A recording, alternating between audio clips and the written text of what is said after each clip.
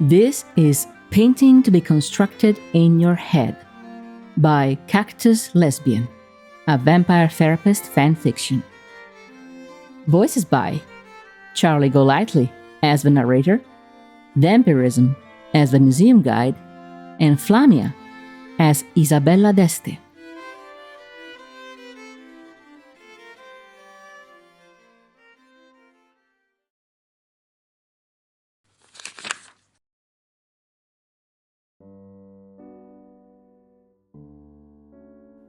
I suppose I do not have the expertise to assess the quality of this piece.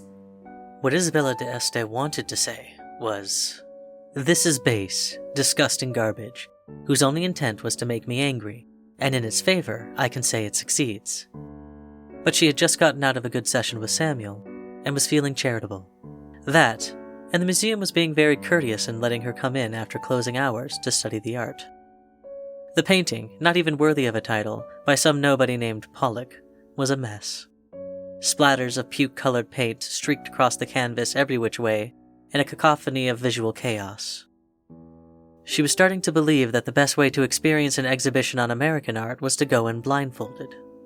Her guide, a puny thing in a vest that kept slipping out of place on her shoulders, smiled politely. It takes a lot to admit that. Most people just say, they could do that. Ha! I would have no desire to make something like that. Probably not, but Pollock had a lot of reasons to. Yes, I am aware. My formal education may be confined to the Renaissance, but I am not so trapped as to not keep up with the times. Isabella brushed the dust off of her dress. She'd had to commission it from a costume maker. The ignominy. Of course. Have you ever tried splatter painting, though? I think it's fun. How can anyone hope to capture the beauty of a world with splatter? Even the word brings bile to the throat.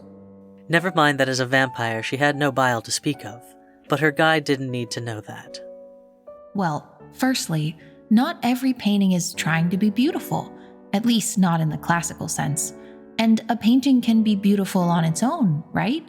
It doesn't need to be pretending to be anything else. That's what makes Pollock's work so interesting. It reveals the movements of the paint and gravity itself. You can almost see his arm arcing over the canvas. A tiny urge in the back of Isabella's hand made her want to buy the painting just so she could burn it. She did not like not understanding things, especially about art. She did not like this automatism. Gravity was no artist.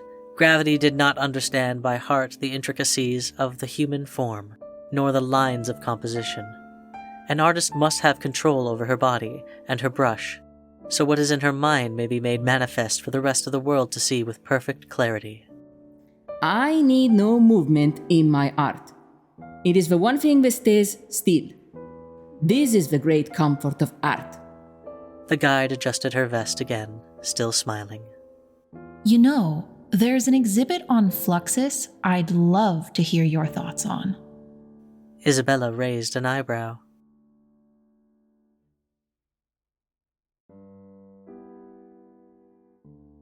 This Fluxus lived up to its name. It was apparently a pile of trash. That wasn't labeling either. It was all composed of objects which wouldn't be out of place in a rubbish bin. Her guide flitted from photographs of a woman with a paintbrush taped to her undergarments, squatting to paint, to photographs of a group of people sawing at a perfectly good pianoforte, to aged pamphlets. Isabella kept her mouth shut as her guide babbled. They wanted to bring art to the masses, to the everyday moments. Most of their stuff was just paper instructions or performances that could only happen once, captured only in photos. A lot of the less popular artists from the movement are probably totally lost. But even the most well-known Fluxus art was ephemeral, only making sense in one place during one time. It relinquished control from the art establishment to the audience who could truly love it for what it was. I wish I could have been there. Something like sorrow came over Isabella d'Este, because she had been there, alive, or as alive as a vampire could claim to be, during such an evidently formative time in the world of art, but she had not been there. She had not appreciated it, and now it would never happen again. She didn't even particularly enjoy what she'd seen of the movement, clearly not in the way her guide did. And yet, here she was. Don't be ridiculous. Isabella surprised herself. She scoured her mind to find what place that had come from, and grabbed with delight the thread it had tossed out. You are there. I have seen the birth of many art movements, and I will tell you this. They never die. They are like cockroaches. She grasped her guide's hand. The art object is fragile. It starts to disintegrate in your hands from the moment it is finished. The spirit that made the art object, that is eternal, as long as someone knows of it. Her guide was clearly surprised, but still smiling. I guess you're right. Sometimes I forget I have a lot to learn. And now that you remember, do not forget. It was a plea more than a command, but her voice still made it come across as the latter. She still had an image. Her guide's newfangled smartwatch made a high-pitched chirp. She soothed it by tapping its screen. I guess that's all the time we have for tonight. I'll lead you out. As their shoes clicked down the polished hall, they passed the Pollock from before. Do you see how Pollock's work can be beautiful now? Isabella thought about it. No, I still think it looks ugly. But I suppose I can understand now the thought process that might lead someone to believe it is beautiful. Time and gravity are sisters, after all. That's what I'm here for. I always thought teaching art chronologically from the earliest to the latest was a bit backwards. The now is what we all start with and what we all have in common, isn't it? It is.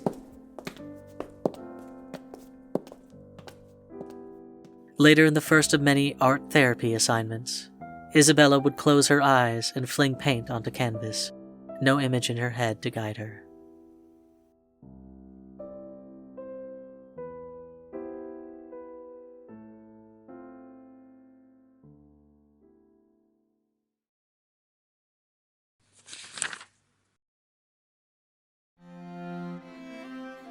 Thank you for listening. We hope you enjoy this adaptation of this fanfiction, and we recommend you to go check it out on AO3 at the link in the description below. Remember to like, comment, and subscribe. And, if you'd like to, you can support us on our Ko-Fi page, also listed in the description below. We at Black Market Voices strive to give you the best quality content we can provide, and any support is greatly appreciated. See you around, creatures.